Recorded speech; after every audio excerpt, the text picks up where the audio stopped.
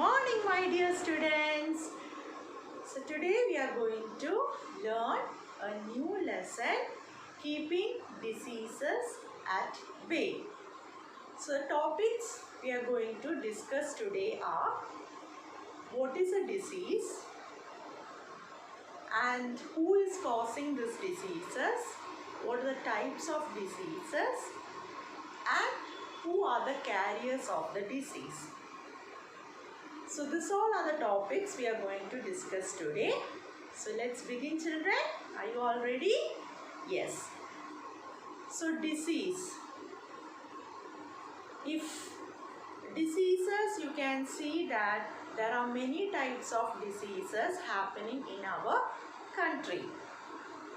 During the rainy season, we get common cold, cholera, typhoid, dysentery, diarrhea, etc. And during the summer season, we get conjunctivitis and chickenpox. Conjunctivitis is the disease which causes in the eye. So these are the diseases which is caused during different seasons. So there are two types of diseases, contagious disease and non-contagious disease. Contagious diseases are diseases which is transmitted from an infected person to a healthy person. A non-contagious diseases, it's not transmitted. It is through touch, air, contact and all these diseases are spread.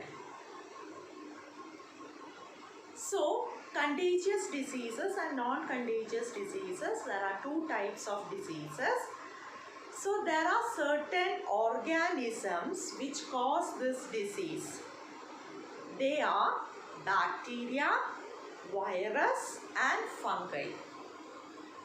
Bacteria causes cholera, typhoid, diarrhea, tuberculosis, whooping cough, etc. And viruses, common cold, sweet flu, measles, mumps, jaundice, this all are caused by the viruses. And fungi cause ringworm, okay, and schema diseases. So these are the different types and names of different diseases. So that is what you have to study in this lesson. But these organisms directly it will not enter into the body because they are organisms which cannot be seen with our naked eyes. So that is why they are called microorganisms. They can be seen only through microscope. So nowadays Shigella bacteria, it's a bacteria which is coming through water. Nowadays we are facing this problem, Shigella. This is through the water we are facing this problem. If you didn't drink the pure water, if you drink the dirty water or water without boiling, there are chances for this bacteria to enter into your body. So nowadays the present situation we are facing this Shigella bacteria. Its symptoms are stomach pain, then always vomiting, then fever, you will feel tired, weak. So these all are the symptoms of that diseases.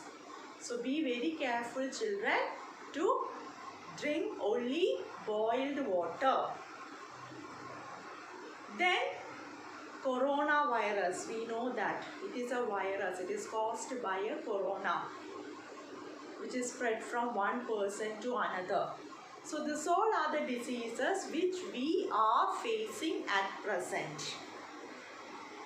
So there are certain agents or there are certain carriers who spread these diseases from one person to another.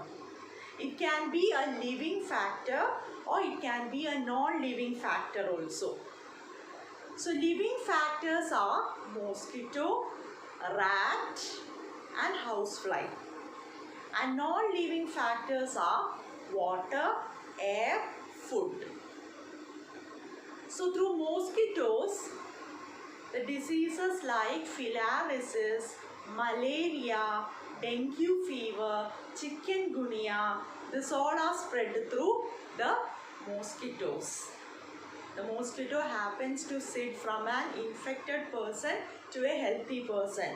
So when it sits like that, there are chances for the diseases to get into the healthy person.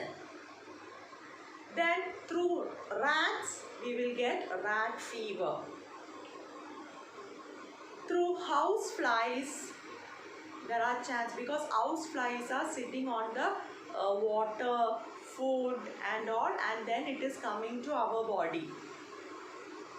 So sometimes it sits in our body, sometimes it will travel in many places, and its legs will catch diseases, its legs will catch the germs of that disease, and these germs will get transferred into the food and water where it sits.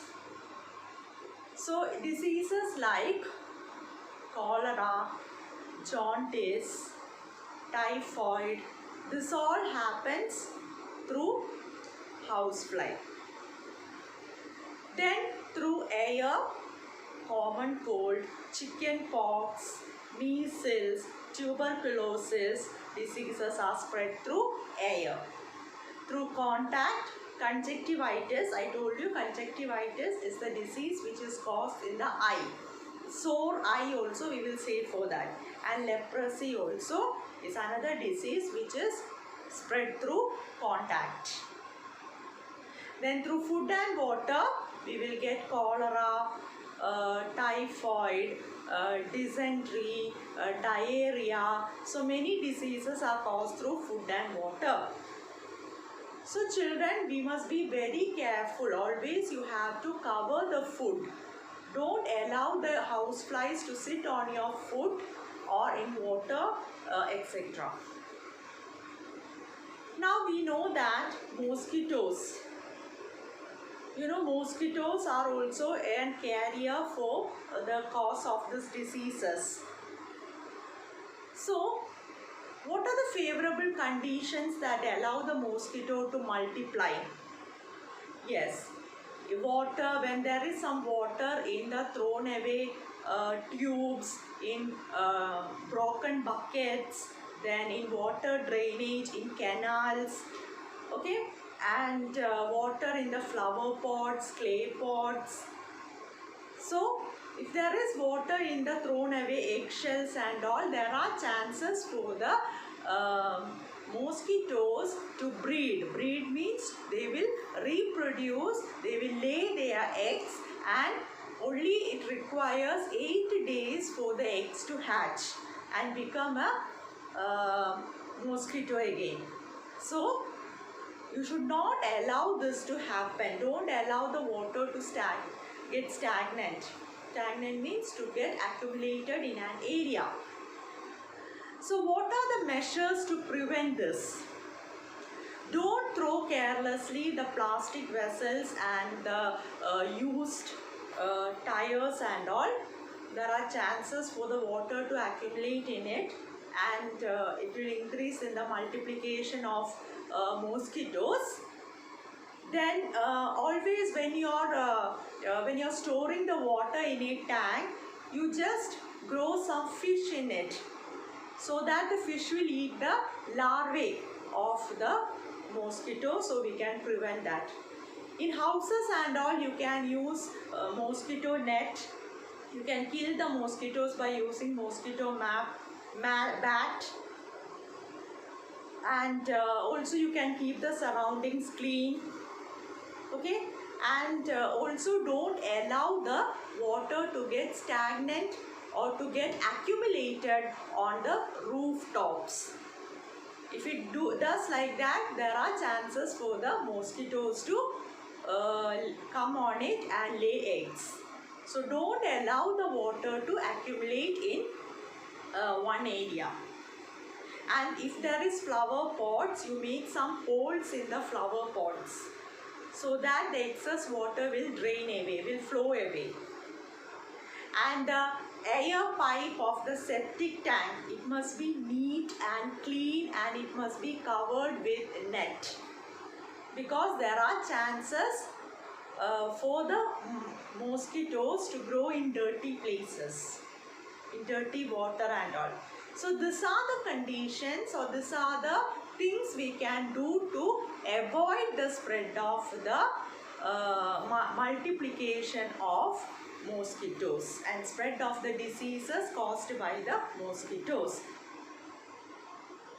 So we have already learnt in the lesson, previous lesson, about the dry day. What is a dry day, children? Yes, it is a dry day to prevent the breeding of the mosquitoes. That is, don't allow the mosquitoes to lay eggs, because it takes only 8 days to hatch. So don't allow it. So at that day, on that day, it is celebrated once in a week. And on that day, the people residing in an area, the people will clean the surroundings. They will throw away the water which is accumulated in the coconut shell, egg shells, okay? Then in toys, thrown away tubes, or in any glass pieces and all, or will not allow the water to accumulate on the road, etc. So on this day they will clean the surroundings, so thus they can prevent the multiplication of mosquitoes. So this day is called the dry day, and this day is always celebrated, always observed in once in a week. So this is about today's topic.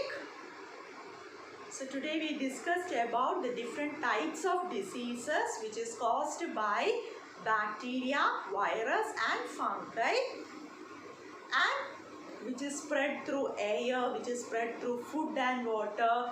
This all we have discussed, and how to observe the dry day, and how to eliminate or how to eradicate the spread of the multiplication of mosquitoes. So hope you have understood this. Read the text thoroughly, children, before coming to the class discussion time. So let's see there. Bye, children.